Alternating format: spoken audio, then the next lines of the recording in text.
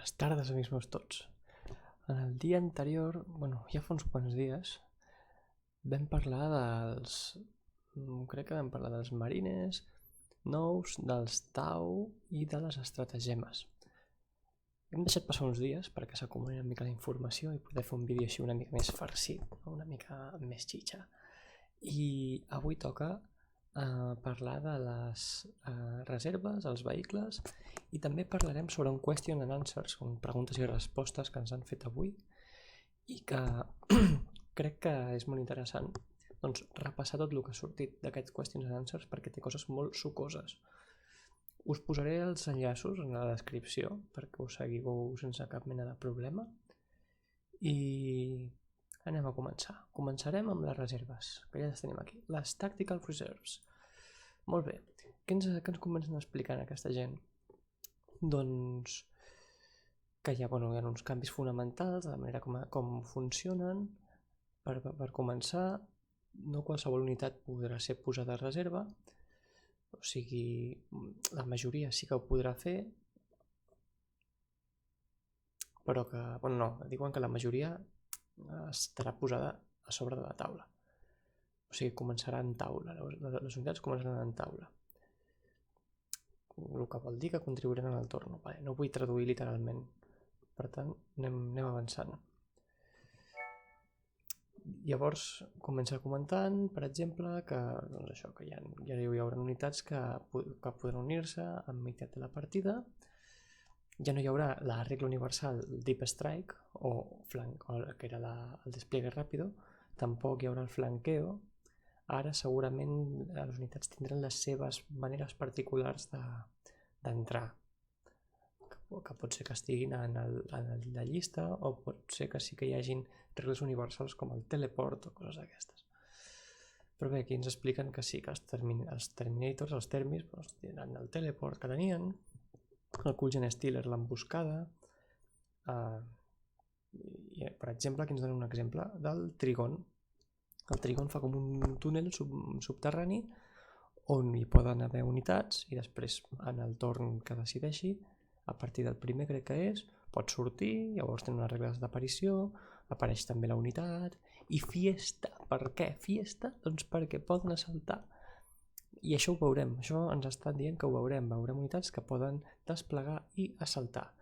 En les últimes revisions dels còdecs de l'última edició ja vam veure una tendència a voler que les unitats poguessin carregar primer torn o poguessin carregar només baixar, com per exemple el nou còdex de Los Ángeles Sangrientos o algunes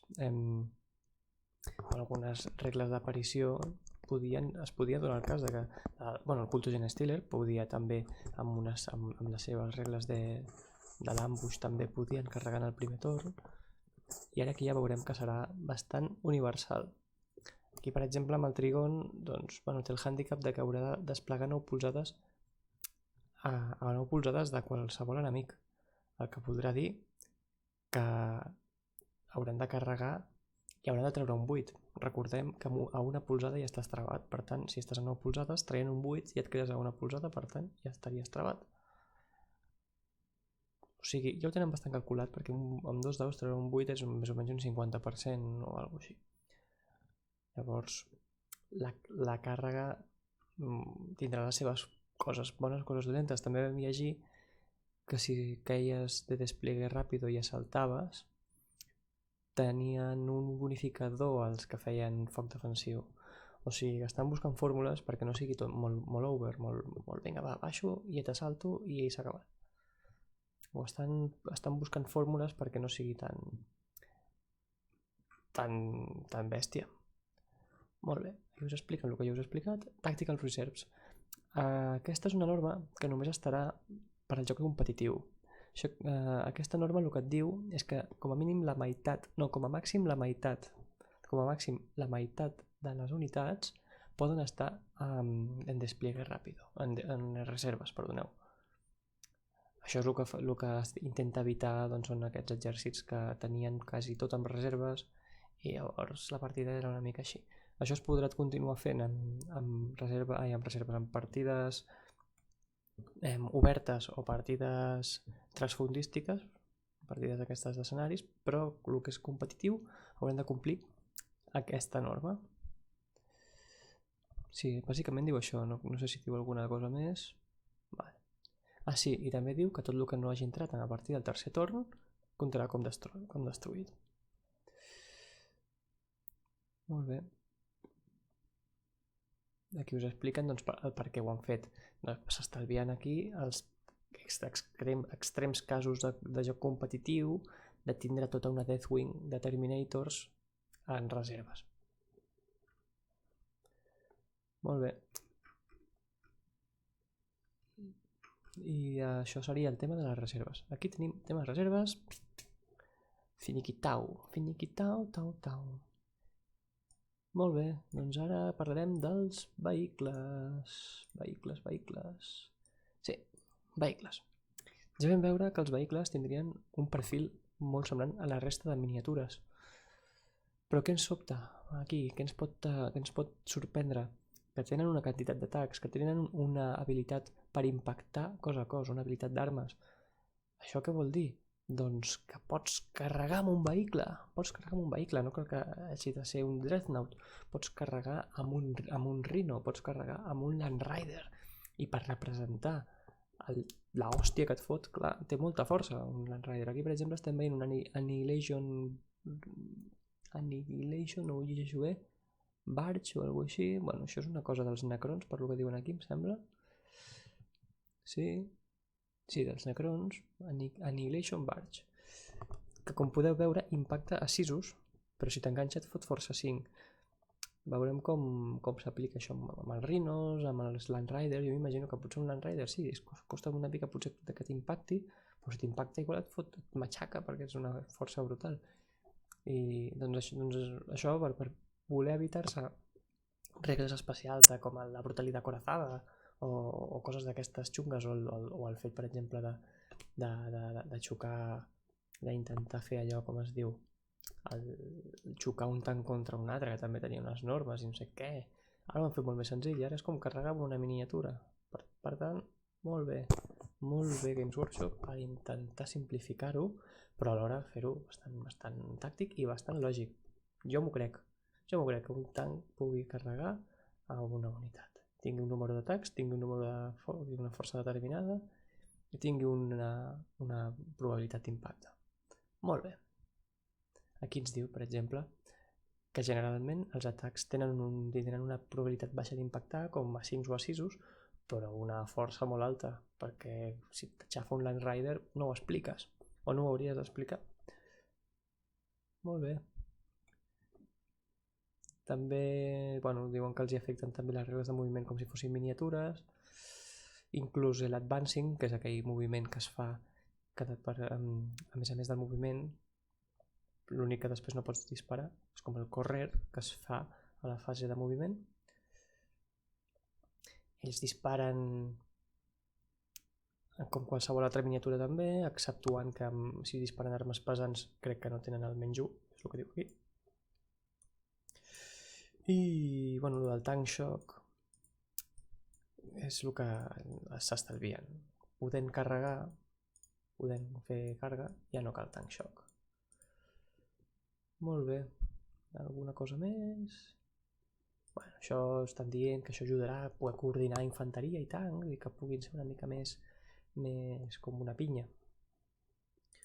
Molt bé. I que ens diuen que demà parlaran de les armes cos a cos, Close Combat Weapons. Molt bé, doncs si demà hi ha molta info faré vídeo i si no deixaré uns dies que s'acumuli la xitxa. Anem al Questions and Answers.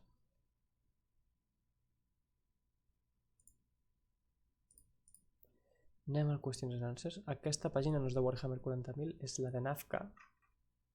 Fa8, no sé què, sí. La URL la posaré a la descripció. Sí, nafka.blogspot.com.es. Molt bé. Doncs us explico. Per al Facebook han fet un vídeo, preguntes i respostes de la gent, i han fet un resum superxulo, molt guai, amb els highlights, amb els moments més importants. pregunta, per exemple, què és un Space Marine Primaris? Contesten, és una nova generació de Space Marine. Bueno, diuen Blended Primar, Custodes, i la semilla de... Bueno, són més forts, són més grans, més especialitzats comparats a les tàctiques. Molt bé, més coses. Això és Transforce, també ho passo pel forro. Sí, que si estan amb el Mark 10 d'armadura, què els hi ha passat al Mark 9? Doncs és un misteri, diuen, és un misteri, com Sebastià d'Arbó. Potser tenien per allà el Sebastià d'Arbó per ajudar-los a fer el Questions and Answers una mica més misteriós. Que malo. Molt bé. Quan els hi ha costat? Quant temps han estat fent les noves regles, el nou reglament? 18 mesos. No està mal, un any i mig. I el futur? Bueno, diuen que les 3 maneres de jugar, espera que els hi doni bastant feedback i que puguin continuar fent playtesting, fer feedback i millorar el reglament. Llavors expliquen que els Space Marine primaris, un altre cop hi tornen amb el tema, la primera remesa va estar fabricada a mar, però donen a tots els capítols l'habilitat de crear-ne. D'aquí que es puguin utilitzar en qualsevol capítol, encara que estan dient que pot ser que els sangrientos encara no la tinguin, perquè no sé si us en recordeu quan us vaig explicar que s'ha fet com una espècie d'esquerda, que hi ha com una espècie d'esquerda de disformitat a la galàxia. El planeta, no estan els sangrientos, han quedat aïllats de la resta i Gilliman ha d'anar allà a salvar-los perquè estan a punt de rebre una oleada, crec que és de l'enjambre aquest Leviatán, crec que és dels tirànids, i clar, ells encara no han pogut rebre la manera de fer-los. Llavors pot ser que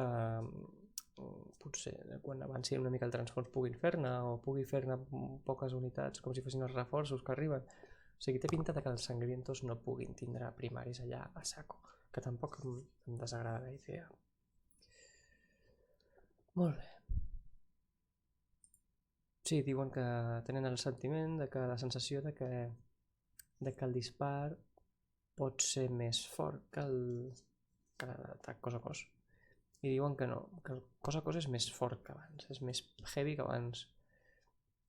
Diuen que el tema del Pailin permet, Pailin són aquests moviments que es fan de 3 polzades quan et toca saltar o quan ja has saltat, et pot fer que et trabis amb altres unitats. Això ja ho hem comentat, que podies agafar i travar-te amb una unitat, després travar-te amb una altra. Això farà que hi hagi molts més combats que abans, hi haurà més regles especials amb cos a cos, les unitats són més ràpides, hi ha consolidament en combat.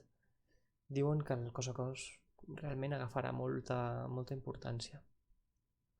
Pregunten sobre la iniciativa del combat cos a cos, doncs llavors diuen que la iniciativa bàsicament ara serien les armes, per exemple els làtigos dels tiranis, els lash whips que permetran atacar abans d'hora. Llavors han dit que els powerfists simplement tindran un menys, o sigui, els punts de combat normalment tindran un menys 1 a l'impactar, ja no pagaran últim necessàriament, o sigui heavy, o sigui un marine, clar, que pot ser que impacti, si impacta 4 s'impactarà 5, bueno, és que és un punt de combat. Llavors, què diuen? Sí, que com seleccionaran els poders psíquics? Doncs els seleccionaran... es pot seleccionar o aleatòriament tiren un dau, com vulguis. Clar, suposo que en el competitiu això ho acotaran, però potser en el mode obert podràs fer el que vulguis. Els perills de la disformitat continuen estant aquí, allò de que un psíquic fotia una mala tirada i li rebentava la patata, sí, i es tornava en un demoni del caos i començava a girar-li el cap i a fer com, mira lo que ha hecho la guarra de tu hija, pues sí, continua havent aquestes coses. Mola. Ja veurem quins resultats possibles tenen amb aquesta edició, perquè segurament no canviaran. Faction specific ways to build armies. Això és una cosa que a mi em té una mica nerviós. No hi ha maneres específiques de fer exèrcits. O sigui, els destacaments són únics per... Bueno, són únics, són al contrari. Són universals. No hi ha destacaments únics per facció. Sí que hi haurà estratagemes específiques per facció.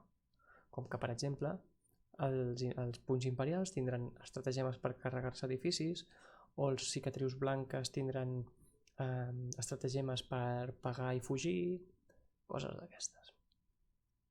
Després també han dit que tindran les armies de diferents faccions tindran bonus diferents en funció de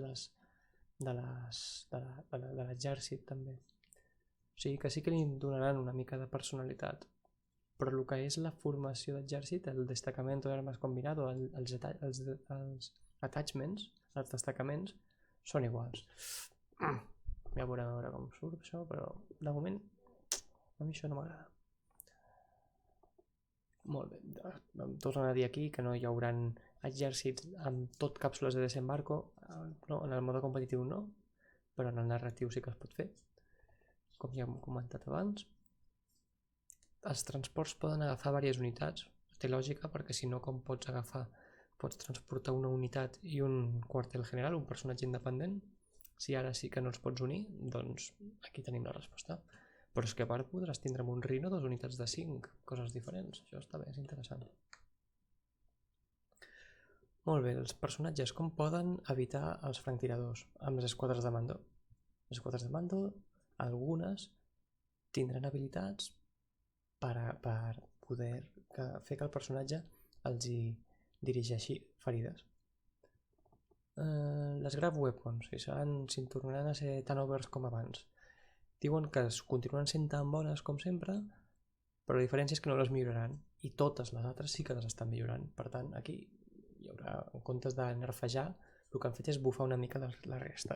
És una manera de dir, una mica diplomàtica aquesta resposta, no sé si realment serà així.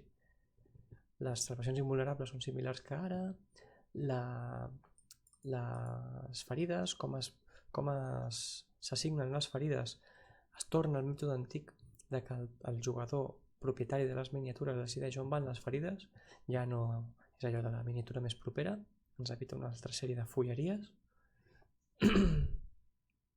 I què més? Sí. Diuen que si els marines primaris poden ser corromputs pel caos. I diuen que aquí Darbó ha tornat a aparèixer, Sebastià Darbó, i ha dit és un misteri, la línia de la curva, Doncs aquí ho tenim, un altre misteri.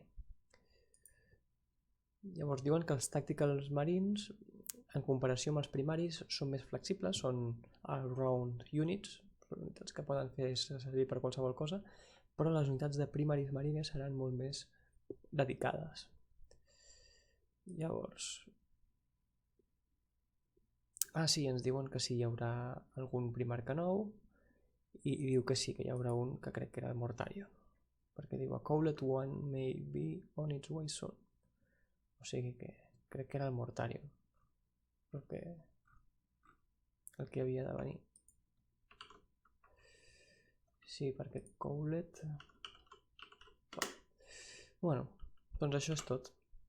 Això és tot. Ha estat un vídeo bastant completet. Tenim molta xitxa, hem tingut molta xitxa aquí, demà tindrem més xitxa amb les armes cos a cos. Segurament deixaré passar potser el cap de setmana per veure què més diuen i acumular tot en un altre vídeo. Però això ha sigut tot. Si t'ha agradat fes like, si no t'ha agradat fes dislike, si tens preguntes o comentaris pots comentar, si vols estar al dia dels vídeos que aniré traient també pots subscriure, fes el que vulguis perquè jo també ho faré. Vale? Doncs bona nit i tapa't.